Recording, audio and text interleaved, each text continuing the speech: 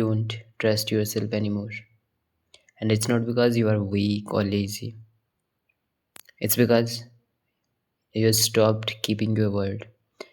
And समझना पड़ेगा तुम्हें इस चीज़ से मेरा क्या मतलब है, क्योंकि लोगों को लगता है कि उन्हें मोटिवेशन चाहिए, उन्हें डिसिप्लिन चाहिए, बट एक्चुअल में तुम्हें ये चीज़ें नहीं चाहिए। तुम्हें मोटिवेशन नहीं चाहिए, तुम्हें चाहिए कि तुम अपने सेल्फ ट्रस्ट को बिल्ड करो।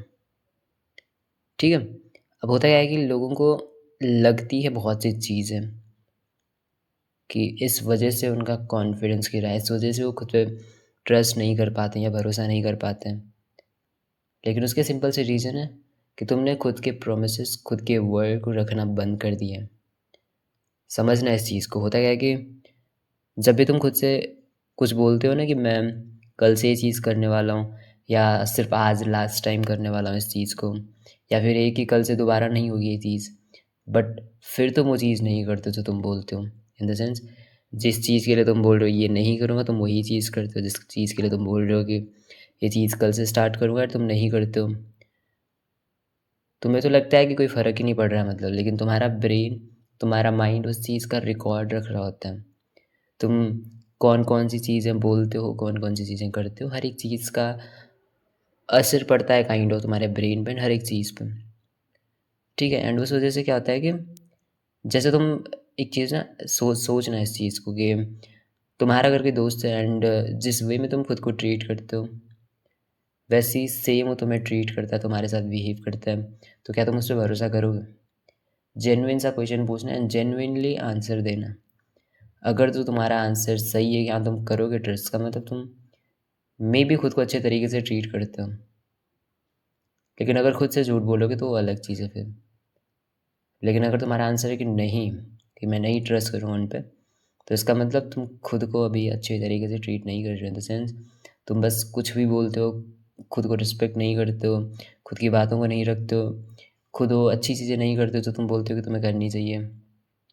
तुम्हें खुद की परवाह नहीं है, खुद की हेल्थ की परवाह नहीं है, तो वो चीज़ वहाँ से तुम समझ जाओगे फिर। That's it. तो तुम्हें यही समझना है, कोई एक्स्ट्रा चीज़ करने की ज़रूरत नहीं है। तुम्हें बस समझना पड़ेगा कॉन्फिडेंस हाइप जब तुम करोगे उस चीज़ को, उस चीज़ से बिल्ड नहीं होता है। कॉन्फिडेंस बिल्ड होता है काइंड ऑफ, अगर तुम देखो, लो कॉन्फिडेंस सिर्फ एक कॉज होता है किसी चीज़ का जो तुम खुद के वर्ल्ड को तोड़ते एवरी सिंगल डे, एंड उसी चीज़ की वजह से ही वो कॉन्फिडेंस तुम्हारा बिल्ड होता है। जब तुम खुद को इनफ सेल्फ रिस्पेक्ट करते हो एंड तुम वो चीज़ें करते हो जो तुम्हें करनी चाहिए एवरी सिंगल डे। ठीक है। By keeping your word, that's it, बहुत इंपॉर्टेंट चीज़ है। एंड जब तुम ये चीज़ परमानेंट बेस पे करोगे तो तुम्हें लगेगा कि वाह, मेरी लाइफ चेंज होने लगी है काइंड ऑफ। बहुत से वे में तुम्हारी मेंटल हेल्थ इंप्रूव होने लगेगी। तुम देखते हो ना कि मेंटल हेल्थ के बारे में तुम काफ़ी वीडियोस देखते होंगे कुछ भी, बट सबसे बेस्ट वे यही होता है मेंटल हेल्थ को इम्प्रूव करने का कि तुम अपनी बातों को रख रहे हो एज अ मैन, जो भी तुम बोलते हो तुम वो करते हो। एंड ये चीज़ तुम्हें बहुत बहुत अलग वे में हेल्प कर रही होगी। ठीक है।